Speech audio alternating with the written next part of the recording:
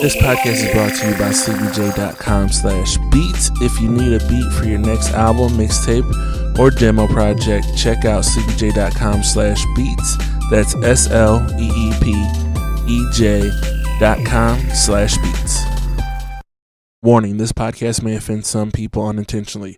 So if you get offended easily, you are advised to turn off now. And if you're still here listening, thanks and enjoy the show. What's up with it, world? It's your boy CBJ. You tune in to Sleep Talkin. I appreciate each and every single one of you guys. Thank you for checking me out. If you're watching me on YouTube, you're on Sleep Vision. If you're listening to me on the podcast streaming platforms, you're listening to Sleep Talkin podcast. All that good stuff, guys. Real quick, let me recap. I don't know. I've already done this intro once because I thought I was recording. I don't know if I wasn't recording, but my camera just shut off, so I'm going to have to start over. So let me give you an update on where I've been. So I told you a couple weeks ago when I did episode 41, I was going out of town for the weekend. I did all that, had a good time. It was a good, safe trip. Ate a lot of food I wasn't supposed to, hung out with some friends and family. It was a nice time with the wife, all that good stuff. We looked at some apartments, kind of narrowed down where we want to move to when we do decide to go down there.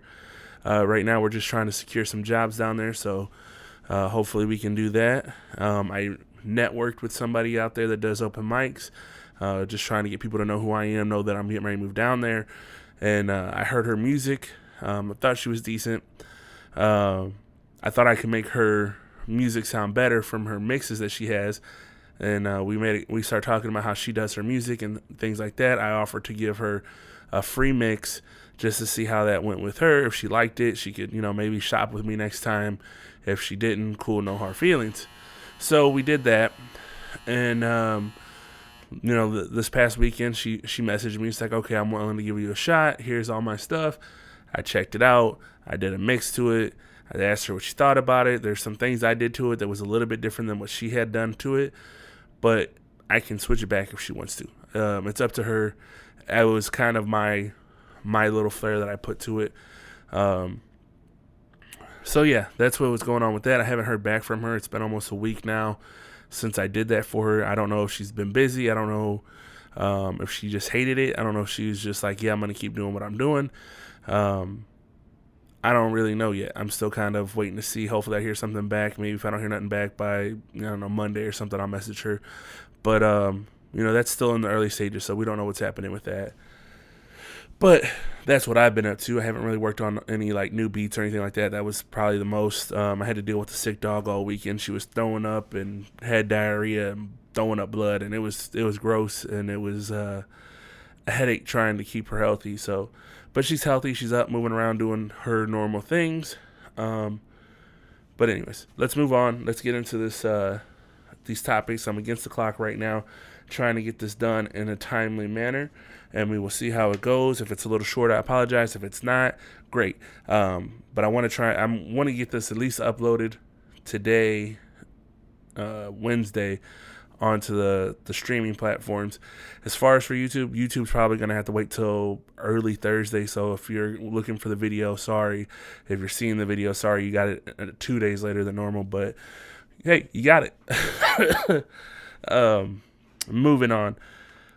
So, I know we're in the offseason for the football season, but, I'm a Cowboys fan, so I'm paying attention to all the moves that they're doing in the offseason. And as of right now, Jason Witten has come out of retirement. I don't know if that's a good thing. I mean, he's a reliable player, so I'm not going to write him off as a bad thing.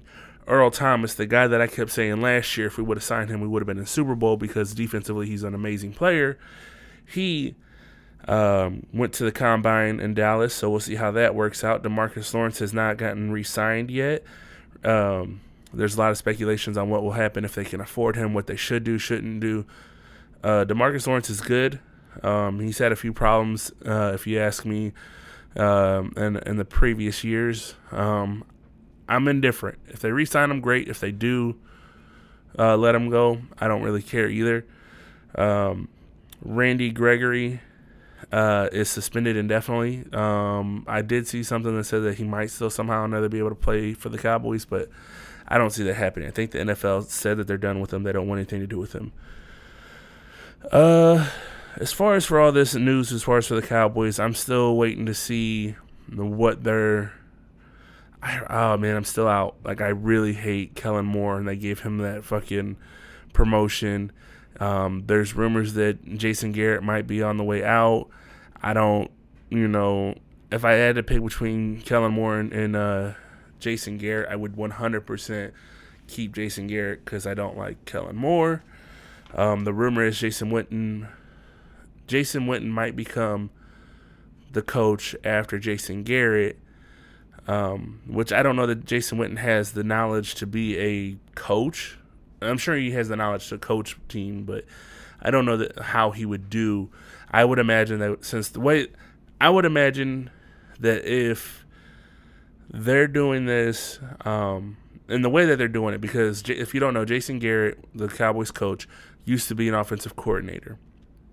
And then he got promoted to the intern coach when I think it was Wade Phillips quit in the middle of the season or was fired, whatever that happened almost 10 years ago.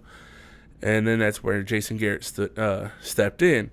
And I'm thinking something similar might happen again this coming up season, where if they cut Jason Garrett, Kellen Moore will probably move to head coach. Jason Witten will probably get promoted to if he is in the coaching staff or on that staff, he'll probably be put on like a offensive coordinator or a lineman coach probably. I don't know. That's my thoughts. I'm not really sure how they're thinking about it. All I know is I just want them to have a good season, make it to the playoffs, make it through the playoffs at least, almost to the. They don't have to make it to the Super Bowl, but if they could get closer, maybe second round win in the playoffs would be great. Maybe make it to the playoff or make it to the Super Bowl. But if they make it to the Super Bowl, I need them to win the Super Bowl. I don't need them just to make it and be in the conversation. No, I need them to actually go all the way and win. Oh man, enough of that though. It's not football season, so we're gonna move on.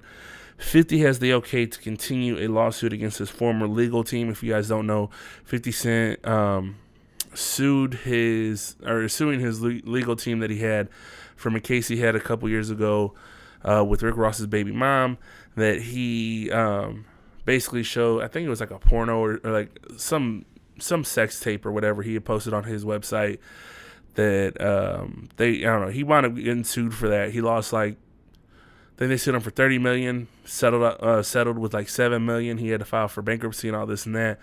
And as soon as that was lost, he filed a new lawsuit against his legal team, saying that they messed up that case.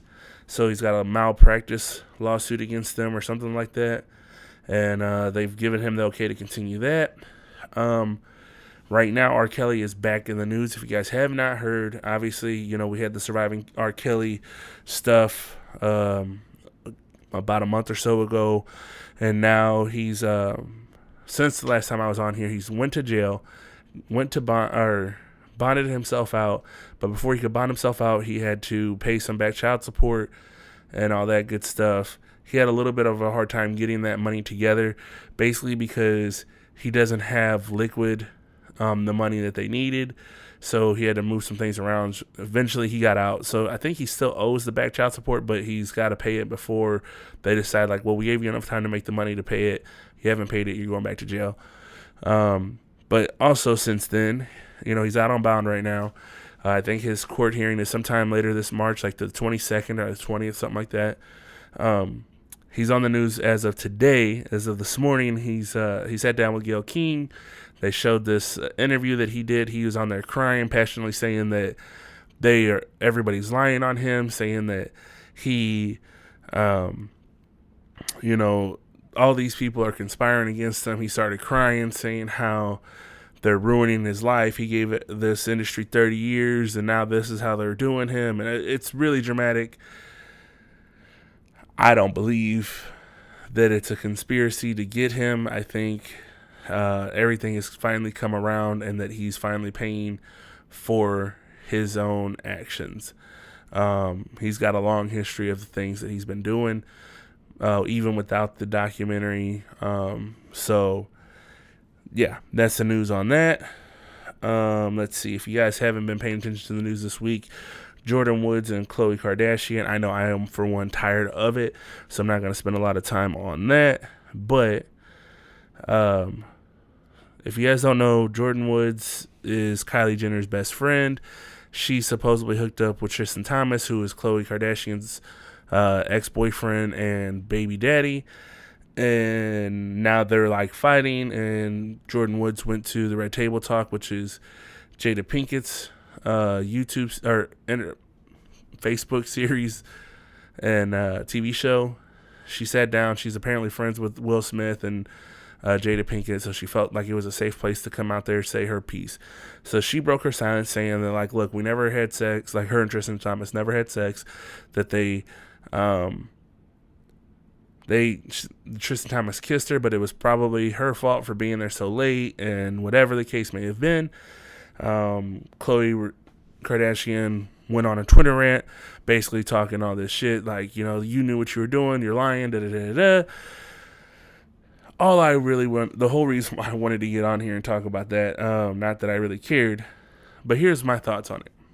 From what I know of Jordan Woods, she was a heavier set girl. I imagine, for at least for a little bit, she seemed like she was heavier set. And Khloe Kardashian is the Kardashian nobody likes. I've seen a lot of memes talking about how even, like, she can't even keep a 22-year-old happy. She's got horrible box. But, you know, I think Khloe's always been the ugly one as far as for what everyone thought about the Kardashian sisters. And Tristan Thompson probably just figured, like, well, at least I'm in the Kardashian family, even if she is the ugly one. Also, I think Jordan Woods was always heavy set, hanging out around the Kardashians. She just kind of started getting into shape, starting to look good for herself. Somebody like a basketball player, regardless of it was her friend's sister's boyfriend or whatever, was finally paying attention to her. She got caught up in a moment, let things get a little bit too far. That's my personal take on it. This is from my experience of people that I know, like, that have lost a lot of weight, finally get some experience, someone's attention, anybody's attention, and they like, oh, I'm not used to this kind of attention. They just get caught up in a moment. That's my personal thoughts on it. I don't know if anyone else thinks of it like that, but that's the way I think about it. My next take is going to spend a lot of time on this Leaving Neverland doc, even though I know probably people wanted me to spend more on R. Kelly since it's so relevant, but the Leaving Neverland documentary that just was released, where they were saying how there's two former kid dancers that, you know, toured with Michael Jackson and all this stuff, are making these allegations how he molested him or molested both of them, and they were secret lovers and all this and that. I watched the first part, haven't watched the second part, but my thinking on this is, let's see, how do I dissect this? First of all, parents are the blame. If anything did happen, it's the blame. I don't care who you are as far as for what celebrity you want to try and say. If a grown adult wants to have your kids stay the night and you're like, oh yeah, it's fine, no problem, there's something wrong with you as well as that person. There's no reason, and I repeat, there's no reason that you should allow your kid to stay with somebody who does not know them, that's just rich and famous because they're rich and famous. Like, there's no reason for that. And then listening to the things that they're saying, oh, Michael would call and talk on the phone for 8 hours, and he would fly us out, and we would stay in these hotels, and we would be on his ranch, and they would play hide and seek and all these things. And I'm like, I would get uncomfortable if I seen a relative playing with the kids that much, just in general. If they're never doing adult things, and I quote, adult things, hanging out with adults, drinking, talking, cursing, hanging out with the adults and things of that nature, I would be like, and they were always like, oh, they're always playing with the kids. Have no kids, have no younger siblings that are around that kid's age where they're used to being around kids, because, I mean, I think at the time Michael Jackson was like in his mid-20s, if not in his 30s, and nobody thought it was weird that he was hanging out with 5-year-olds, 7-year-olds. And again, he didn't have any kids at the time. There's something wrong with you. Like, there's generally something wrong with you. I, for one, don't believe these allegations. First of all, I want to say the difference between R. Kelly, Harvey Weinstein, Bill Cosby, anybody that's been in the news for all their sexual deviancies and things that they've done that are crazy, their sexual harassments, their sex cults and all that stuff. The difference in those is there was a whole stream of people. Harvey Weinstein, it was known in the industry, like, don't go to his room because he's going to do something creepy. He might pop out of a trailer on you, jerking himself off. Like, people knew this. It was a common thing in the community that they are like, yeah, watch out for Harvey. He's going to do something creepy if you're a woman and you're attractive. R. Kelly, there's 50 women that came out saying that he did these things, that they had him locked up. Now, whether or not all of them were involved in it or weren't, there was also the Aaliyah situation. There was the management that knew about it. People that worked for him have come out and said, yes, these things happen. This is a real thing. Bill Cosby, it was a joke amongst the comedians at the time. Don't, watch your drinks. Don't do this. Don't do that. So there's a whole community. There's a bunch of people that know about this. With MJ, Michael Jackson, most people knew the allegations, and I quote, the allegations of the things that were being said whenever they did come out that, oh, there's a couple kids saying he molested them. But there wasn't, no employees ever came out. There was never no siblings that ever came out. There was more kids that came out that said nothing happened than kids that did say something happened. And even some of the kids that didn't make the allegation said, like, oh no, our parents made us say that. So, that's my personal opinion. I think someone's parents thought, like, well, you know what, he wants to hang out with my kids, I'll just get the money off of it. Once once the kids aged out and didn't want to hang out with Michael, or, Michael moved on to another kid that he was intrigued with, whatever. Once their ride ran out, that's whenever I think these allegations came out. That's my personal opinion. That's how I think about it. I'm not trying to make excuses, because I really never cared about Michael Jackson as a person or as a fan. I was never that huge of a fan. My sister-in-law, huge Michael Jackson fan. As a kid, I hated when she played Michael Jackson, because she played all of his stuff from whenever he was a child all the way up until his latest album. Hated it. As an adult, once he passed away, I had a new appreciation for some of his music. But my affinity to him was never like, oh, he's Michael Jackson, he's the greatest, whatever. But some things that I have heard recently with all this stuff in the Neverland documentary, though, I heard that his doctor, the one that killed him, said that he was castrated to save his voice. And I don't know how that works or not, but essentially they said that they castrated him at a very young age to keep his voice at that, like, high-pitched, low, very soft voice that he had. Like, he didn't have the testosterone never just seemed to hit where he got a deep man voice. It was always that almost whisper sound. So I wonder if that was possibly true. Because we all know one thing that we all know about the Jacksons is that Joe Jackson was abusive to his kids, and especially Michael. There was never any denying that he had beat Michael a lot. So maybe he did.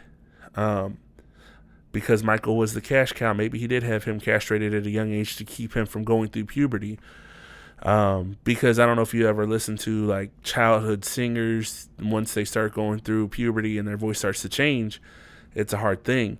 You can look up a documentary with Usher. Usher said that whenever he was like 13, he was signed to a record label. In the middle of recording an album, he started hitting puberty. His voice started changing.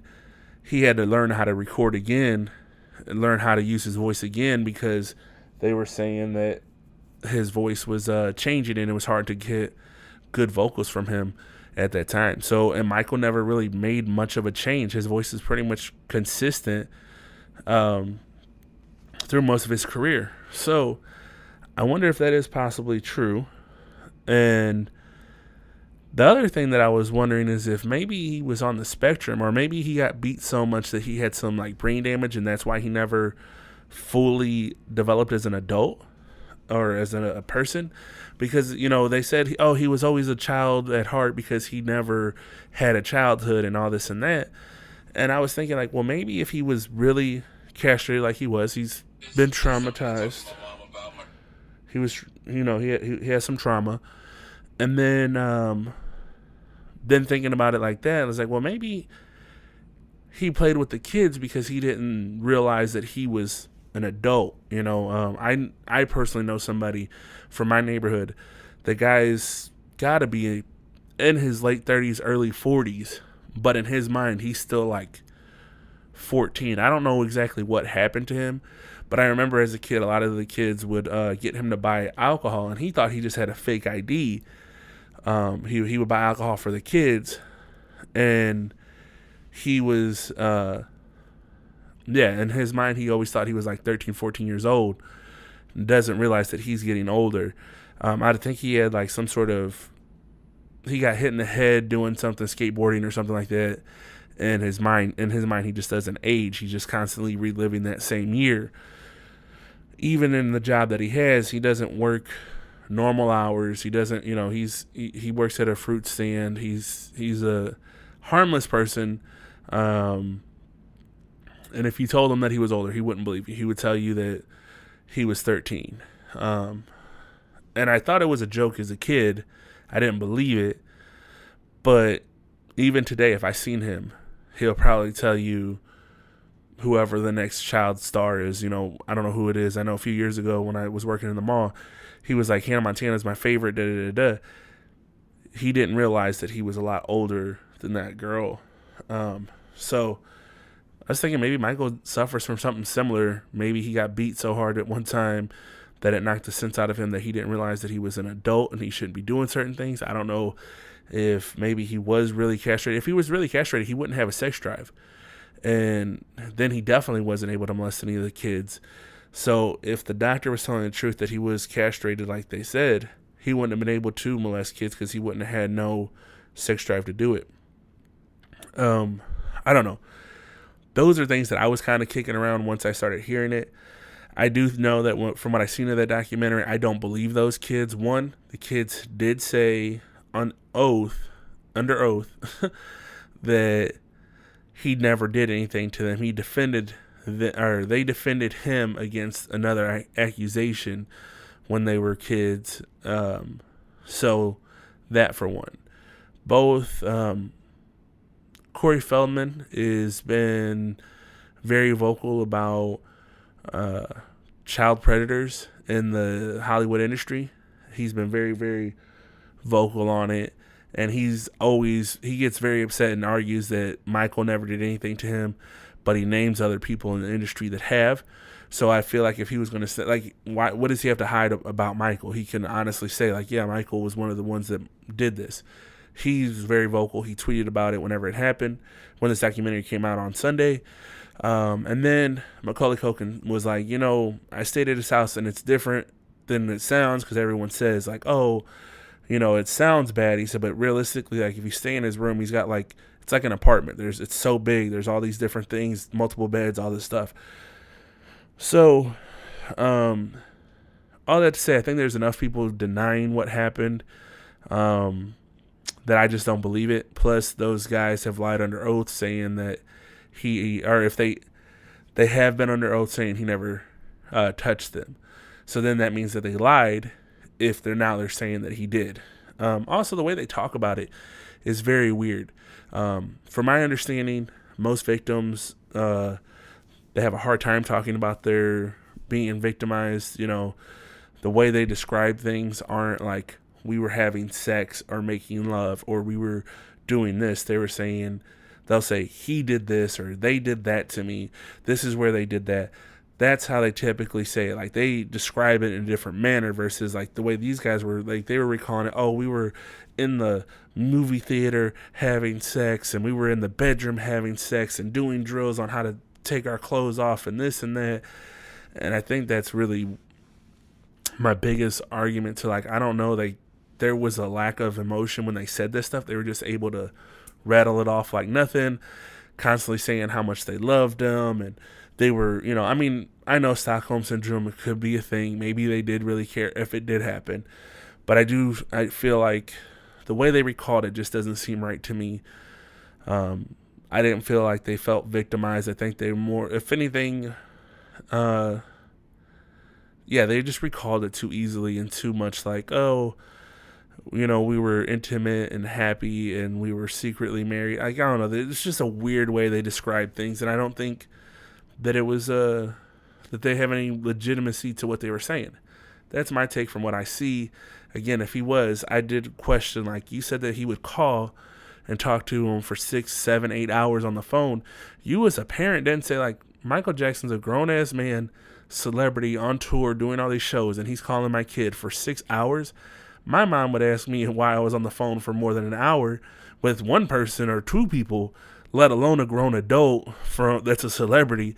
So, again, that's on the parents' fault for allowing a grown-ass man to do that. But I'm thinking, like, if Michael being the celebrity that he was, I mean, at the peak of his career at this time, we're not talking like Michael in the 2000s. We're talking about Michael in the 80s, early 90s. Michael was like the biggest star in the world, talking on the phone with multiple kids for like 4 or 5 hours, 6 hours, 8 hours. Like, that's a work shift. That's a whole day. Like, you didn't tell your kid he had to do homework. He had to be doing, like, I don't care if Michael is calling, like, you need to be doing your homework in that time. And there's like, he would call every day. He would show up to her dinner. You didn't think any of this was strange or to question it. One mom said she used to sneak up to the door just to hear what they were talking about. So she would know if there was anything like that going on because she would check on him when they were over there. I don't know. I see this, there's flaws in this.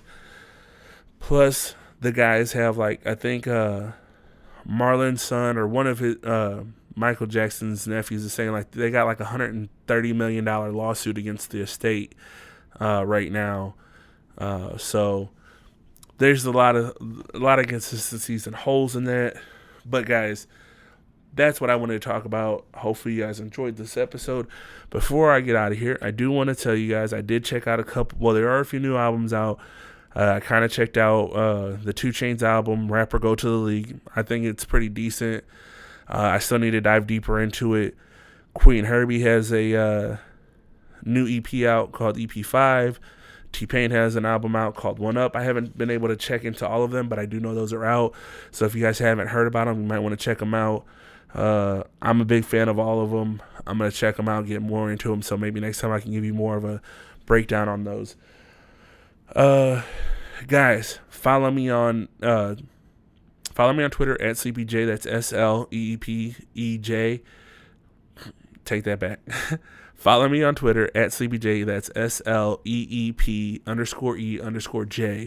Follow me on Instagram at SleepyJ. SLEEPEJ. Guys, if you guys want to support the podcast, go to anchor.fm /Sleep Talking Podcast. Hit the support button, pick the tier you want to support us at. If you guys want to reach out to me, again, my social medias. If you guys like it, love it, whatever, hit the comment, subscribe, all that good stuff on YouTube. And until next time, guys, I salute you guys. Sending you away with peace, love, positive light, vibes, thoughts, and prayers. Take it easy.